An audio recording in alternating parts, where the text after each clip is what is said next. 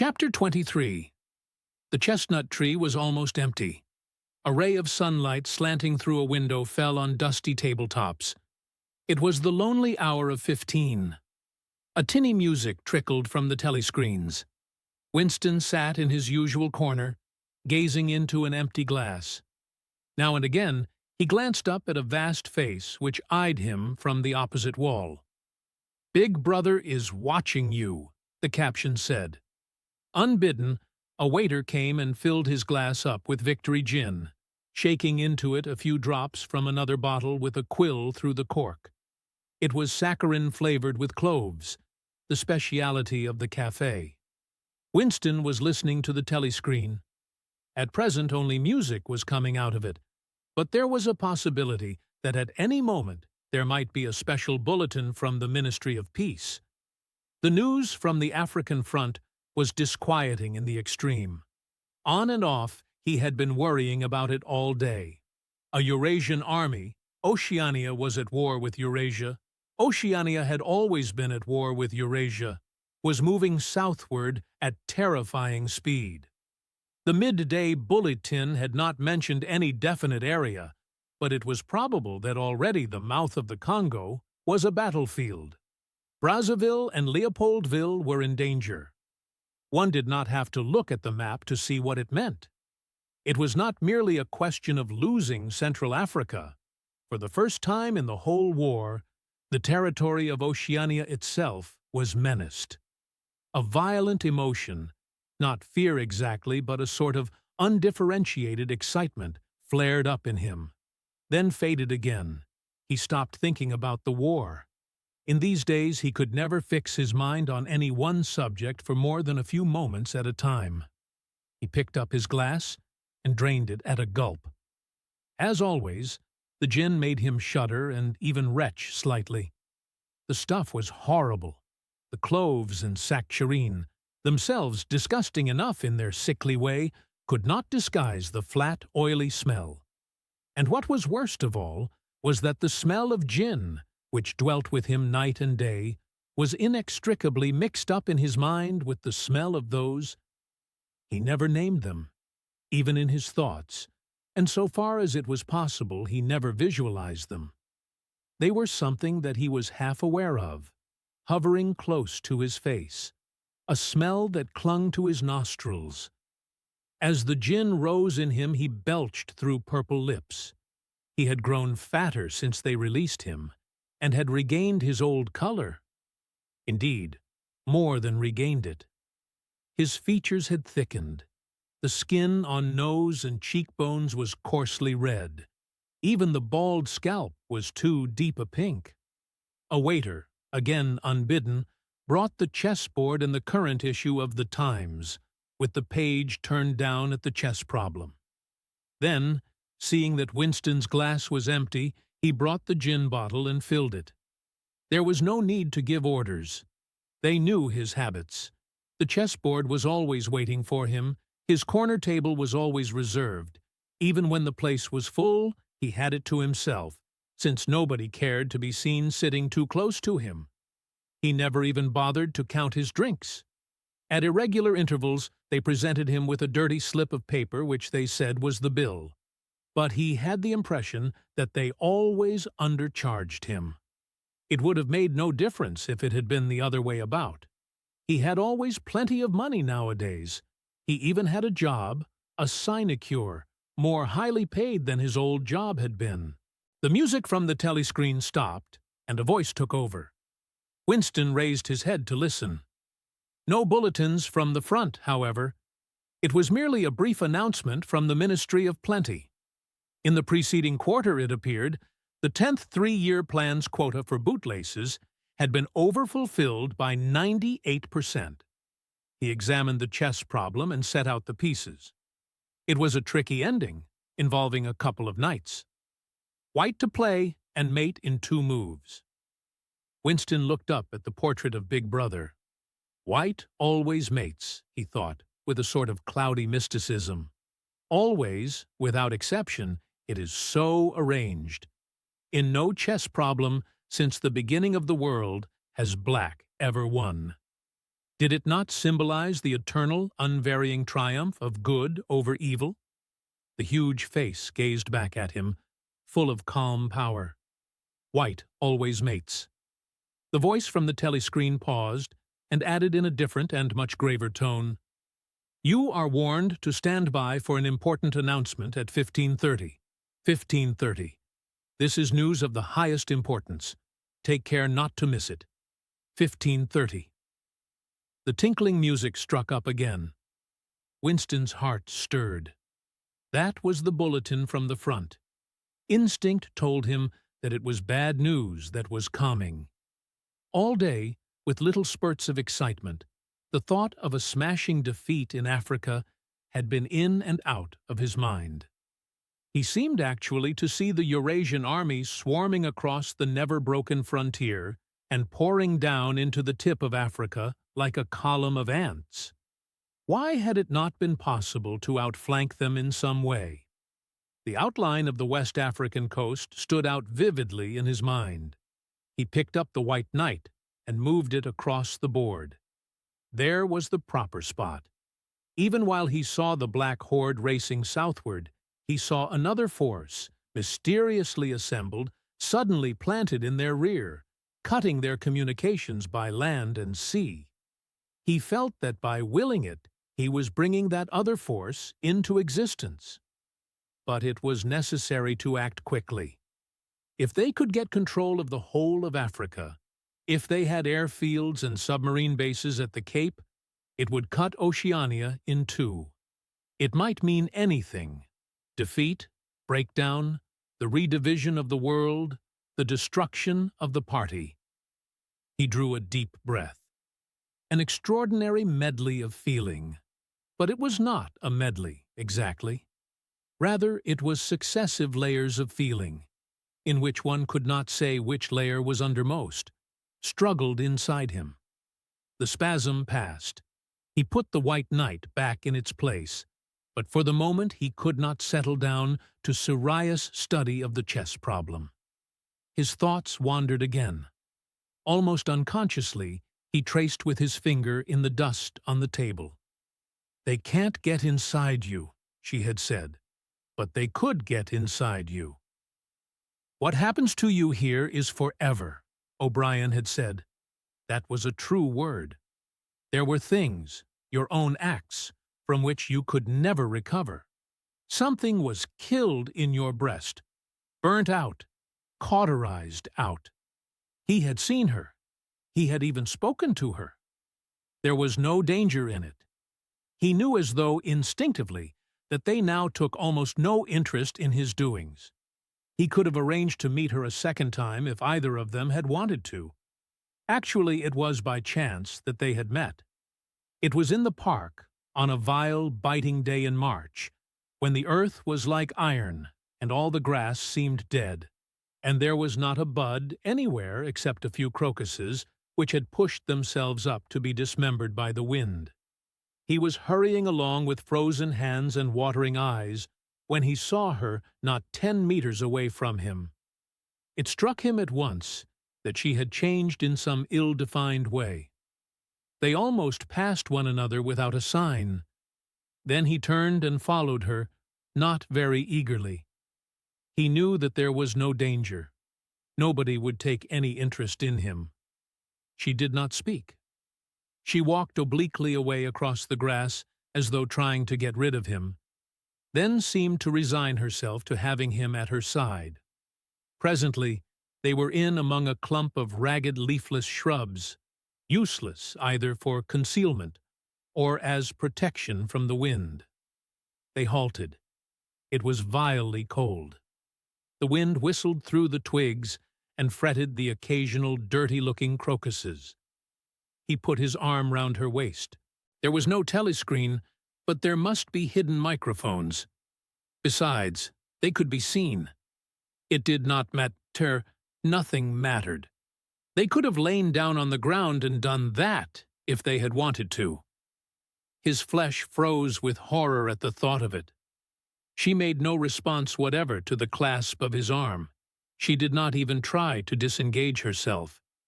He knew now what had changed in her. Her face was sallower, and there was a long scar, partly hidden by the hair, across her forehead and temple. But that was not the change. It was that her waist had grown thicker and, in a surprising way, had stiffened. He remembered how once, after the explosion of a rocket bomb, he had helped to drag a corpse out of some ruins, and had been astonished not only by the incredible weight of the thing, but by its rigidity and awkwardness to handle, which made it seem more like stone than flesh. Her body felt like that. It occurred to him that the texture of her skin would be quite different from what it had once been. He did not attempt to kiss her, nor did they speak. As they walked back across the grass, she looked directly at him for the first time. It was only a momentary glance, full of contempt and dislike. He wondered whether it was a dislike that came purely out of the past, or whether it was inspired also by his bloated face and the water that the wind kept squeezing from his eyes.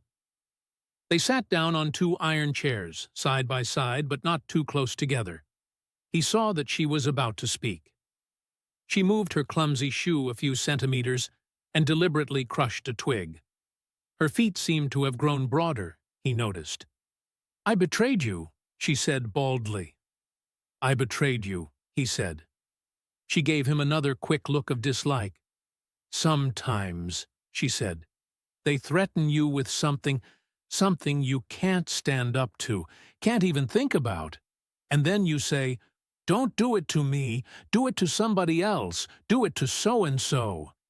And perhaps you might pretend, afterwards, that it was only a trick, and that you just said it to make them stop, and didn't really mean it. But that isn't true. At the time when it happens, you do mean it. You think there's no other way of saving yourself, and you're quite ready to save yourself that way.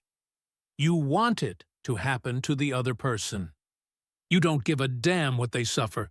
All you care about is yourself." "All you care about is yourself," he echoed. "And after that, you don't feel the same towards the other person any longer?" "No," he said.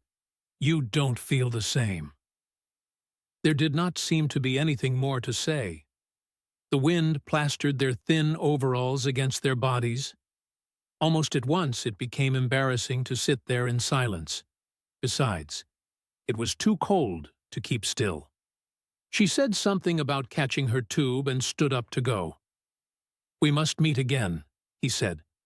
"Yes," she said. "We must meet again." He followed irresolutely for a little distance, half a pace behind her. They did not speak again. She did not actually try to shake him off, but walked at just such a speed as to prevent his keeping abreast of her. He had made up his mind that he would accompany her as far as the tube station, but suddenly this process of trailing along in the cold seemed pointless and unbearable. He was overwhelmed by a desire not so much to get away from Julia as to get back to the Chestnut Tree Café, which had never seemed so attractive as at this moment. He had a nostalgic vision of his corner table, with the newspaper and the chessboard and the ever-flowing gin. Above all, it would be warm in there. The next moment, not altogether by accident, he allowed himself to become separated from her by a small knot of people. He made a half-hearted attempt to catch up, then slowed down, turned, and made off in the opposite direction. When he had gone 50 meters, he looked back. The street was not crowded, but already he could not distinguish her. Any one of a dozen hurrying figures might have been hers. Perhaps her thickened, stiffened body was no longer recognizable from behind. "At the time when it happens," she had said, "you do mean it." He had meant it. He had not merely said it, he had wished it. He had wished that she and not he should be delivered over to the... Something changed in the music that trickled from the telescreen. A cracked and jeering note, a yellow note, came into it. And then, perhaps it was not happening, perhaps it was only a memory taking on the semblance of sound, a voice was singing, Under the spreading chestnut tree I sold you, and you sold me." The tears welled up in his eyes. A passing waiter noticed that his glass was empty and came back with the gin bottle. He took up his glass and sniffed at it. The stuff grew not less, but more horrible with every mouthful he drank. But it had become the element he swam in. It was his life, his death, and his resurrection. It was gin that sank him into stupor every night, and gin that revived him every morning. When he woke, seldom before 1100, with gummed-up eyelids and fiery mouth, and a back that seemed to be broken, it would have been impossible even to rise from the horizontal if it had not been for the bottle and teacup placed beside the bed overnight. Through the midday hours, he sat with glazed face, the bottle handy, listening to the telescreen. From 15 to closing time, he was a fixture in the chestnut tree. No one cared what he did any longer. No whistle woke him. No telescreen admon ished him. Occasionally, perhaps twice a week, he went to a dusty, forgotten-looking office in the Ministry of Truth and did a little work, or what was called work. He had been appointed to a subcommittee of a subcommittee which had sprouted from one of the innumerable committees dealing with minor difficulties that arose in the compilation of the 11th edition of the Newspeak Dictionary. They were engaged in producing something called an interim report, but what it was that they were reporting on, he had never definitely found out. It was something to do with the question of whether commas should be placed inside brackets or outside. There were 4 others on the committee, all of them persons similar to himself. There were days when they assembled and then promptly dispersed again, frankly admitting to one another that there was not really anything to be done. But there were other days when they settled down to their work almost eagerly, making a tremendous show of entering up their minutes and drafting long memoranda which were never finished. When the argument as to what they were supposedly arguing about grew extraordinarily involved and abstruse, with subtle haggling over definitions, enormous digressions, quarrels, threats even, to appeal to higher authority. And then, suddenly, the life would go out of them, and they would sit round the table looking at one another with extinct eyes, like ghosts fading at cock-crow. The telescreen was silent for a moment. Winston raised his head again. The bulletin! But no, they were merely changing the music. He had the map of Africa behind his eyelids. The movement of the armies was a diagram. A black arrow tearing vertically southward, and a white arrow horizontally eastward, across the tail of the first. As though for reassurance, he looked up at the imperturbable face in the portrait. Was it conceivable that the second arrow did not even exist? His interest flagged again. He drank another mouthful of gin, picked up the White Knight, and made a tentative move. Check.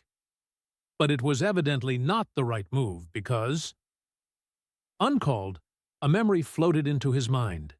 He saw a candle-lit room with a vast white counterpaned bed, and himself, a boy of 9 or 10, sitting on the floor, shaking a dice box and laughing excitedly.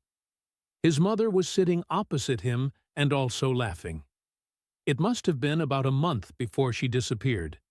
It was a moment of reconciliation, when the nagging hunger in his belly was forgotten and his earlier affection for her had temporarily revived. He remembered the day well, a pelting, drenching day when the water streamed down the window pane and the light indoors was too dull to read by. The boredom of the 2 children in the dark, cramped bedroom became unbearable. Winston whined and grizzled, made futile demands for food, fretted about the room, pulling everything out of place and kicking the wainscoting until the neighbors banged on the wall while the younger child wailed intermittently. In the end, his mother said, "Now be good, and I'll buy you a toy. A lovely toy. You'll love it." And then she had gone out in the rain, to a little general shop which was still sporadically open nearby, and came back with a cardboard box containing an outfit of snakes and ladders. He could still remember the smell of the damp cardboard. It was a miserable outfit. The board was cracked, and the tiny wooden dice were so ill-cut that they would hardly lie on their sides. Winston looked at the thing sulkily and without interest. But then his mother lit a piece of candle, and they sat down on the floor to play. Soon he was wildly excited and shouting with laughter as the tiddlywinks climbed hopefully up the ladders and then came slithering down the snakes again, almost to the starting point. They played 8 games, winning 4 each. His tiny sister, too young to understand what the game was about, had sat propped up against a bolster, laughing because the others were laughing. For a whole afternoon, they had all been happy together, as in his earlier childhood. He pushed the picture out of his mind. It was a false memory. He was troubled by false memories occasionally. They did not matter so long as one knew them for what they were. Some things had happened, others had not happened. He turned back to the chessboard and picked up the white knight again. Almost in the same instant, it dropped onto the board with a clatter. He had started as though a pin had run into him. A shrill trumpet call had pierced the air. It was the bulletin. Victory! It always meant victory when a trumpet call preceded the news. A sort of electric drill ran through the cafe. Even the waiters had started and pricked up their ears. The trumpet call had let loose an enormous volume of noise. Already, an excited voice was gabbling from the telescreen, but even as it started, it was almost drowned by a roar of cheering from outside. The news had run round the streets like magic. He could hear just enough of what was issuing from the telescreen to realize that it had all happened as he had foreseen. A vast sea-borne armada had secretly assembled a sudden blow in the enemy's rear, the white arrow tearing across the tail of the black. Fragments of triumphant phrases pushed themselves through the din. Vast strategic maneuver, perfect coordination, utter rout, 500,000 prisoners, complete demoralization, control of the whole of Africa. Bring the war within measurable distance of its end. Victory, greatest victory in human history. Victory, victory, victory. Under the table, Winston's feet made convulsive movements. He had not stirred from his seat, but in his mind he was running, swiftly running. He was with the crowds outside, cheering himself deaf. He looked up again at the portrait of Big Brother, the colossus that bestrode the world, the rock against which the hordes of Asia dashed themselves in vain. He thought how 10 minutes ago, yes, only 10 minutes, there had still been equivocation in his heart, as he wondered whether the news from the front would be of victory or defeat. Ah, it was more than a Eurasian army that had perished. Much had changed in him since that first day in the ministry of love, but the final, indispensable, healing change had never happened until this moment. The voice from the telescreen was still pouring forth its tale of prisoners and booty and slaughter, but the shouting outside had died down a little. The waiters were turning back to their work. One of them approached with the gin bottle. Winston, sitting in a blissful dream, paid no attention as his glass was filled up. He was not running or cheering any longer. He was back in the ministry of love, with everything forgiven, his soul white as snow. He was in the public dock, confessing everything, implicating everybody. He was walking down the white-tiled corridor with the feeling of walking in sunlight and an armed guard at his back. The long hoped-for bullet was entering his brain. He gazed up at the enormous face. 40 years it had taken him to learn what kind of smile was hidden beneath the dark mustache. Oh, cruel, needless misunderstanding! O stubborn, self-willed exile from the loving breast. 2 gin-scented tears trickled down the sides of his nose. But it was all right. Everything was all right. The struggle was finished. He had won the victory over himself. He loved Big Brother. The End Appendix. The Principles of Newspeak. Newspeak was the official language of Oceania, and had been devised to meet the ideological needs of Ingsoc, or English socialism. In the year 1984, there was not as yet anyone who used Newspeak as his sole means of communication, either in speech or writing. The leading articles in The Times were written in it, but this was a tour de force which could only be carried out by a specialist. It was expected that Newspeak would have finally superseded Oldspeak, or Standard English as we should call it, by about the year 2050. Meanwhile, it gained ground steadily, all party members tending to use Newspeak words and grammatical constructions more and more in their everyday speech. The version in use in 1984, and embodied in the 9th and 10th editions of the Newspeak Dictionary, was a provisional one, and contained many superfluous words and archaic formations which were due to be suppressed later. It is with the final perfected version, as embodied in the 11th edition of the dictionary, that we are concerned here. The purpose of Newspeak was not only to provide a medium of expression for the worldview and mental habits proper to the devotees of Ingsoc, but to make all other modes of thought impossible.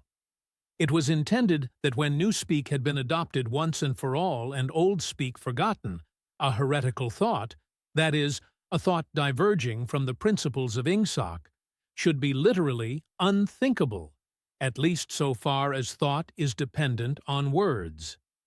Its vocabulary was so constructed as to give exact and often very subtle expression to every meaning that a party member could properly wish to express, while excluding all other meanings and also the possibility of arriving at them by indirect methods.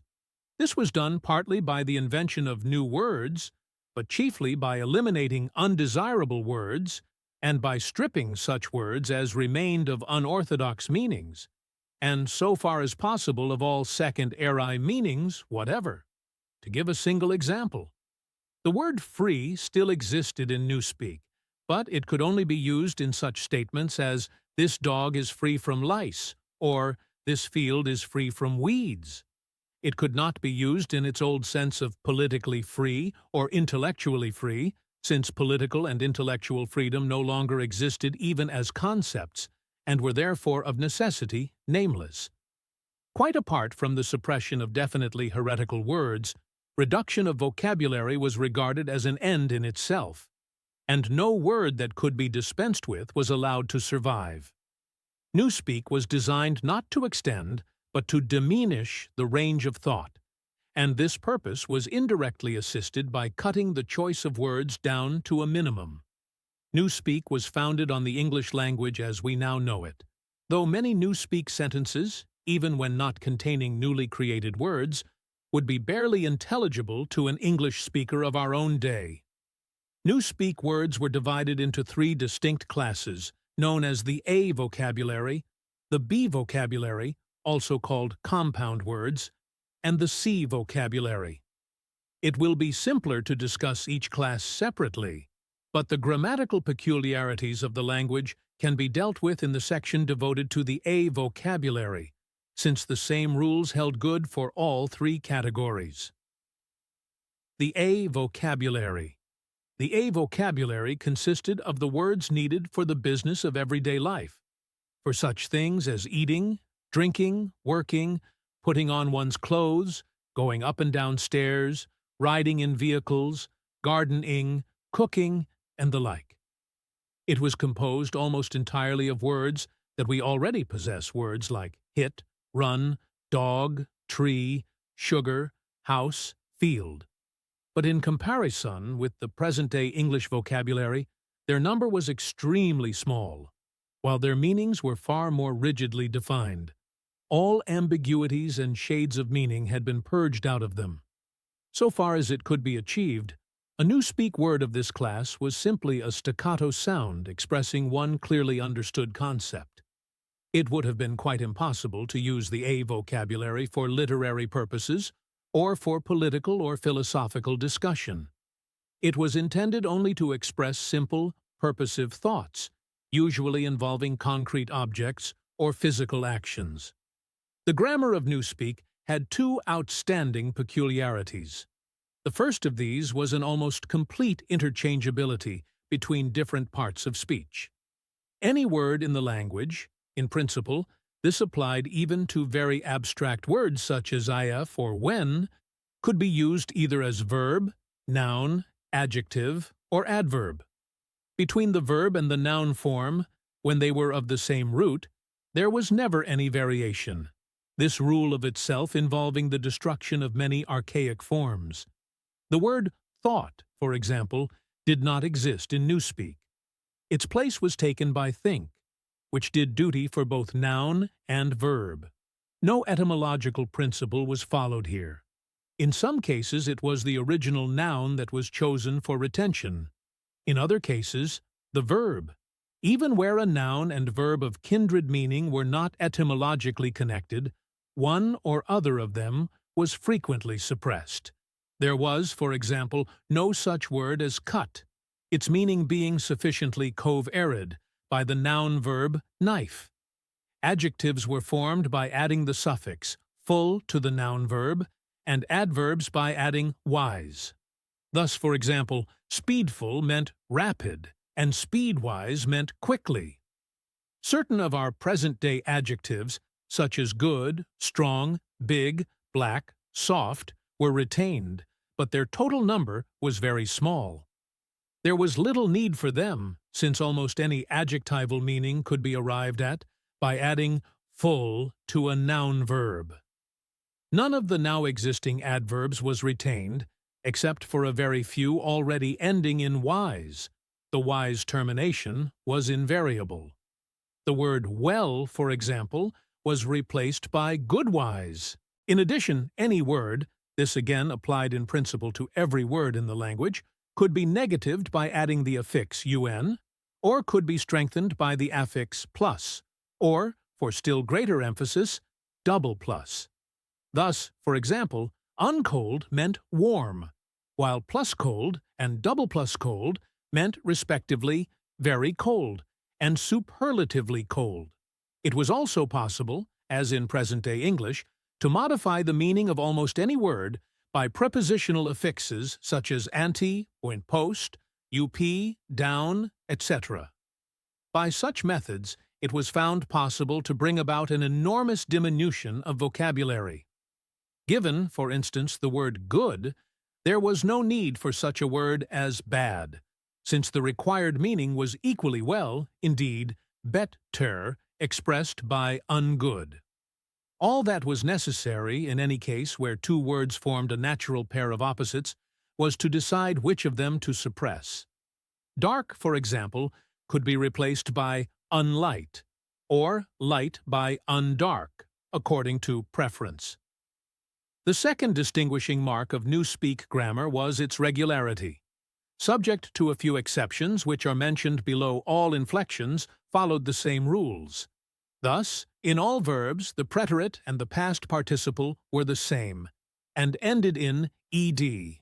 The preterite of steal was stealed, the preterite of think was thinked, and so on throughout the language, all such forms as swam, gave, brought, spoke, taken, etc., being abolished. All plurals were made by adding s or es as the case might be. The plurals of man, ox, life, were mans, oxes, lifes. Comparison of adjectives was invariably made by adding er, est, good, gooder, goodest, irregular forms, and the more, most formation being suppressed. The only classes of words that were still allowed to inflect irregularly were the pronouns, the relatives, the demonstrative adjectives, and the auxiliary verbs. All of these followed their ancient usage, except that whom had been scrapped as unnecessary, and the shall should tenses had been dropped, all their uses being covered by will and would. There were also certain irregularities in word formation arising out of the need for rapid and easy speech. A word which was difficult to utter, or was liable to be incorrectly heard, was held to be ipso facto a bad word. Occasionally, therefore, for the sake of euphony, extra letters were insert. Ed into a word or an archaic formation was retained. But this need made itself felt chiefly in connection with the B vocabulary. Why so great an importance was attached to ease of pronunciation will be made clear later in this essay. The B vocabulary. The B vocabulary consisted of words which had been deliberately constructed for political purposes. Words, that is to say, which not only had in every case a political implication, but were intended to impose a desirable mental attitude upon the person using them. Without a full understanding of the principles of Ingsoc, it was difficult to use these words correctly.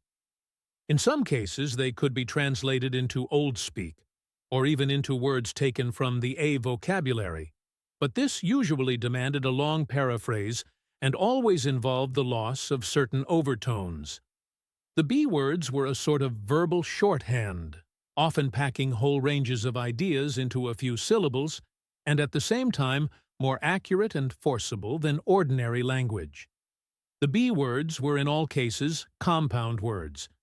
Compound words such as speak right were of course to be found in the A vocabulary, but these were merely convenient abbreviations and had no special ideological color.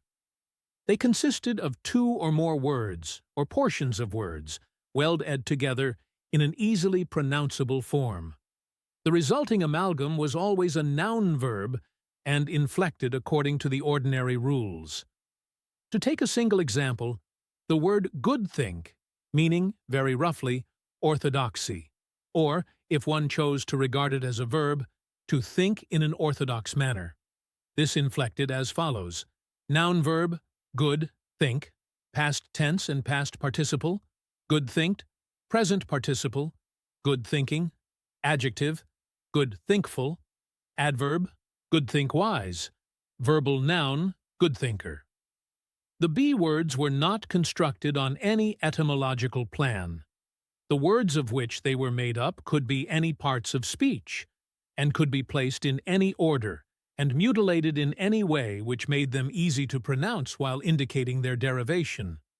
In the word crime think, thought crime, for instance, the think came second, whereas in think pole, thought police, it came first, and in the latter word, police had lost its second syllable. Because of the great difficulty in securing euphony, irregular formations were commoner in the B vocabulary than in the A vocabulary.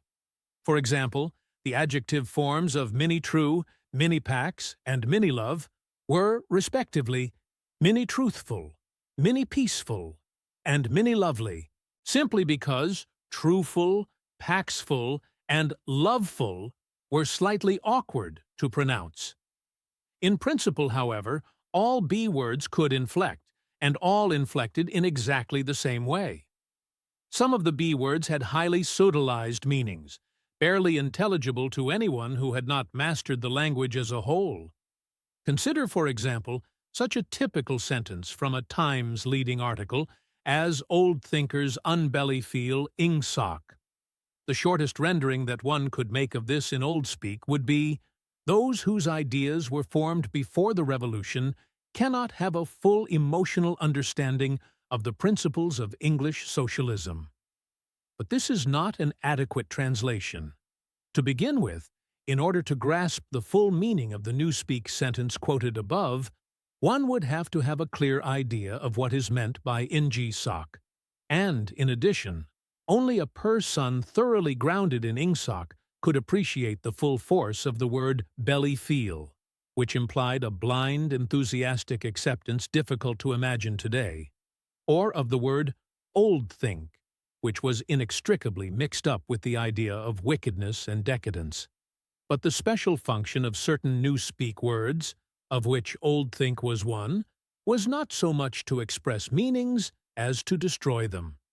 These words, necessarily few in number, had had their meanings extended until they contained within themselves whole batteries of words which, as they were sufficiently covered by a single comprehensive term, could now be scrapped and forgotten. The greatest difficulty facing the compilers of the Newspeak Dictionary was not to invent new words, but, having invented them, to make sure what they meant, to make sure, that is to say, what ranges of words they cancelled by their existence.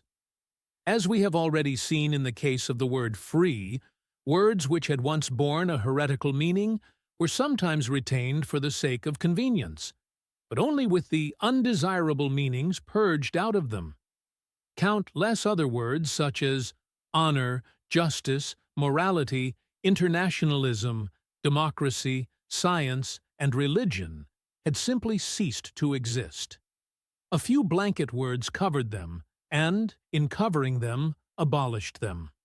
All words grouping themselves round the concepts of liberty and equality, for instance, were contained in the single word crime-think, while all words grouping themselves round the concepts of objectivity and rationalism were contained in the single word old-think. Greater precision would have been dangerous. What was required in a party member was an outlook similar to that of the ancient Hebrew, who knew, without knowing much else, that all nations other than his own worshipped false gods. He did not need to know that these gods were called Baal, Osiris, Moloch, Ashtaroth, and the like. Probably the less he knew about them, the better for his orthodoxy. He knew Jehovah and the commandments of Jehovah. He knew, therefore, that all gods with other names or other attributes were false gods.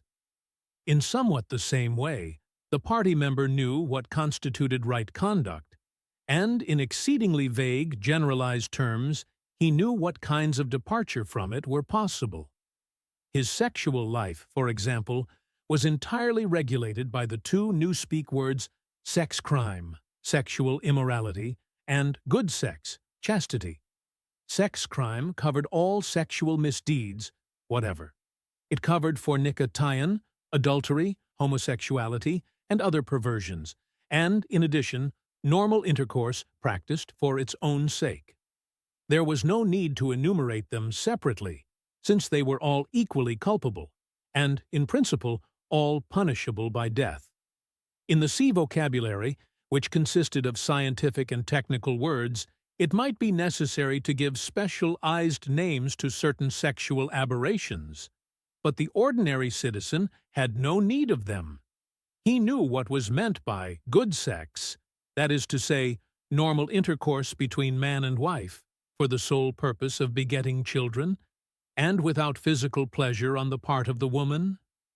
All else was sex crime. In Newspeak, it was seldom possible to follow a heretical thought further than the perception that it was heretical. Beyond that point, the necessary words were non-existent. No word in the B vocabulary was ideologically neutral. A great many were euphemisms. Such words, for instance, as joy camp, forced labor camp, or Minipac's Ministry of Peace, i.e., Ministry of War, meant almost the exact opposite of what they appeared to mean. Some words, on the other hand, displayed a frank and contemptuous understanding of the real nature of oceanic society. An example was prolifide, meaning the rubbishy entertainment and spurious news which the party handed out to the masses. Other words, again, were ambivalent, having the connotation good when applied to the party and bad when applied to its enemies. But in addition, there were great numbers of words which at first sight appeared to be mere abbreviations, and which derived their ideological color not from their meaning, but from their structure. So far as it could be contrived, everything that had or might have political significance of any kind was fitted into the B vocabulary. The name of every organization, or body of people, or doctrine, or country, or institution, or public building was invariably cut down into the familiar shape. That is, a single easily pronounced word with the smallest number of syllables that would preserve the original derivation. In the Ministry of Truth, for example, the Records Department, in which Winston Smith worked, was called RECDEP, the Fiction Department was called FICDEP, the Teleprograms Department was called TELEDEP, and so on. This was not done solely with the object of saving time. Even in the early decades of the 20th century, telescoped words and phrases had been one of the characteristic features of political language, and it had been noticed that the tendency to use abbreviations of this kind was most marked in totalitarian countries and totalitarian organizations. Examples were such words as Nazi, Gestapo, Komintern, Inprecor, Agitprop. In the beginning, the practice had been adopted as it were instinctively, but in Newspeak it was used with a conscious purpose. It was perceived that in thus abbreviating a name, one narrowed and subtly altered its meaning, by cutting out most of the associations that would otherwise cling to it. The words Communist International, for instance, call up a composite picture of universal human brotherhood, red flags, barricades, Karl Marx, and the Paris Commune. The word Comintern, on the other hand, suggests merely a tightly knit organization and a well-defined body of doctrine. It refers to something almost as easily recognized and as limited in purpose as a chair or a table. Comintern is a word that can be uttered almost without taking thought, whereas Communist International is a phrase over which one is obliged to linger at least momentarily. In the same way, the associations called up by a word like mini-true are fewer and more controllable than those called up by Ministry of Truth. This accounted not only for the habit of abbreviating whenever possible, but also for the almost exaggerated care that was taken to make every word easily pronounceable. In Newspeak, euphony outweighed every consideration other than exactitude of meaning. Regularity of grammar was always sacrificed to it when it seemed necessary. And rightly so, since what was required, above all for political purposes, was short-clipped words of unmistakable meaning, which could be uttered rapidly, and which roused the minimum of echoes in the speaker's mind. The words of the B vocabulary even gained in force from the fact that nearly all of them were very much alike. Almost invariably, these words, goodthink, mini-pax, prolifeed, sex crime, joy camp, ingsoc, bellyfeel, thinkpole, and countless others, were words of 2 or 3 syllables, with the stress distributed equally between the first syllable and the last. The use of them encouraged a gabbling style of speech, at once staccato and monotonous. And this was exactly what was aimed at. The intention was to make speech, and especially speech on any subject not ideologically neutral, as nearly as possible independent of consciousness. For the purposes of everyday life, it was no doubt necessary, or sometimes necessary, to reflect before speaking. But a party member called upon to make a political or ethical judgment should be able to spray forth the correct opinions as automatically as a machine gun spraying forth bullets. His training fitted him to do this. The language gave him an almost foolproof instrument, and the texture of the words, with their harsh sound and a certain willful ugliness, which was in accord with the spirit of ingsoc, assisted the process still further. So did the fact of having very few words to choose from. Relative to our own, the Newspeak vocabulary was tiny, and new ways of reducing it were constantly being devised. Newspeak, indeed, differed from most all other languages in that its vocabulary grew smaller instead of larger every year. Each reduction was a gain, since the smaller the area of choice, the smaller the temptation to take thought. Ultimately, it was hoped to make articulate speech issue from the larynx without involving the higher brain centers at all. This aim was frankly admitted in the Newspeak word duck-speak, meaning to quack like a duck. Like various other words in the B vocabulary, duck-speak was ambivalent in meaning. Provided that the opinions which were quacked out were orthodox ones, It implied nothing but praise, and when the Times referred to one of the orators of the party as a double-plus good duck speaker, it was paying a warm and valued compliment. The C vocabulary. The C vocabulary was supplementary to the others and consisted entirely of scientific and technical terms. These resembled the scientific terms in use today, and were constructed from the same roots, but the usual care was taken to define them rigidly and strip them of undesirable meanings. They followed the same grammatical rules as the words in the other two vocabularies.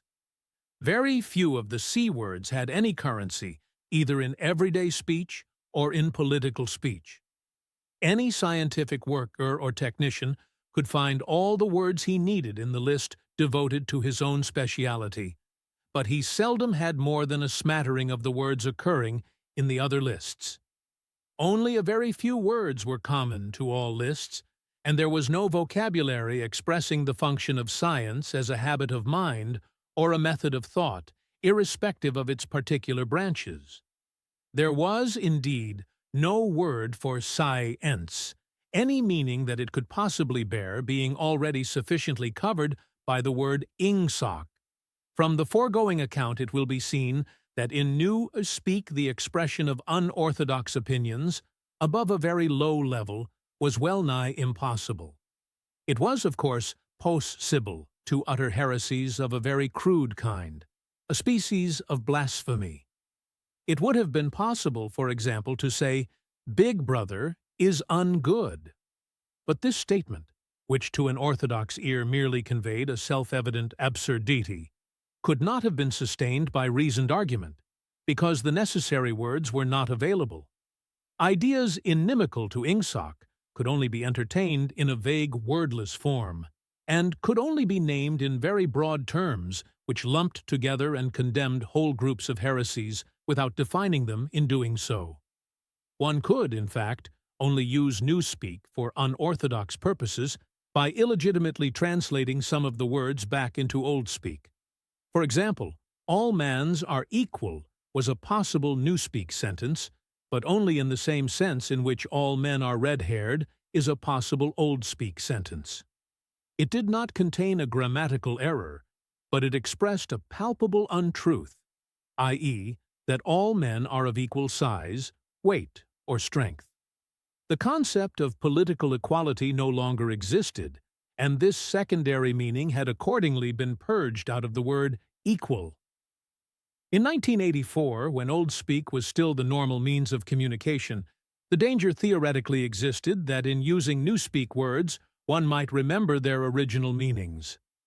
In practice, it was not difficult for any person well grounded in doublethink to avoid doing this, but within a couple of generations, even the possibility of such a lapse would have vanished.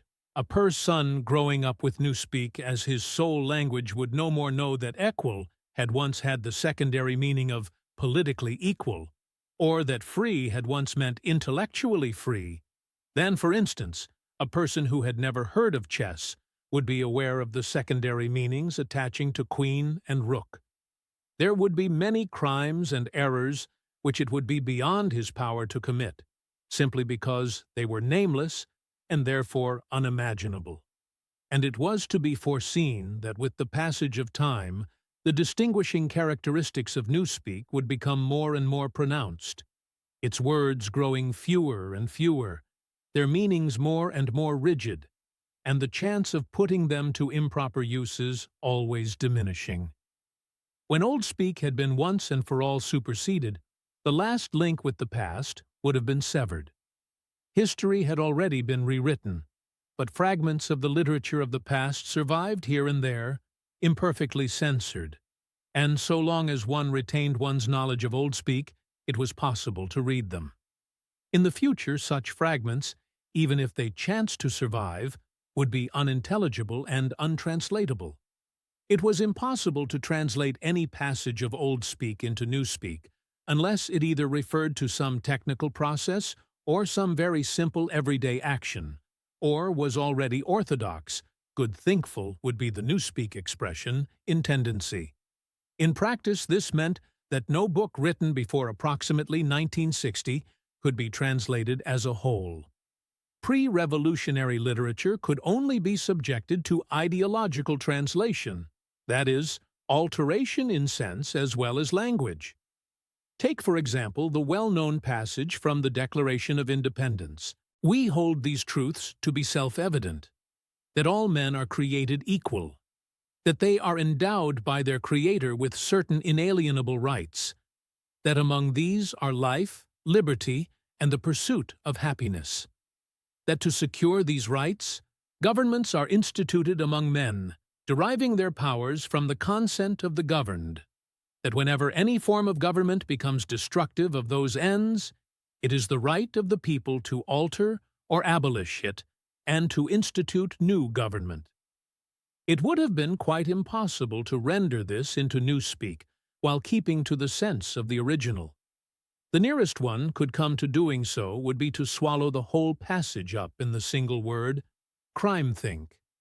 A full translation could only be an ideological translation, where, by Jefferson's words, would be changed into a panegyric on absolute government. A good deal of the literature of the past was, indeed, already being transformed in this way. Considerations of prestige made it desirable to preserve the memory of certain historical figures, while at the same time bringing their achievements into line with the philosophy of Ingsoc. Various writers, such as Shakespeare, Milton, Swift, Byron, Dickens, and some others, were therefore in process of translation. When the task had been completed, their original writings, with all else that survived of the literature of the past, would be destroyed. These translations were a slow and difficult business, and it was not expected that they would be finished before the first or second decade of the 21st century.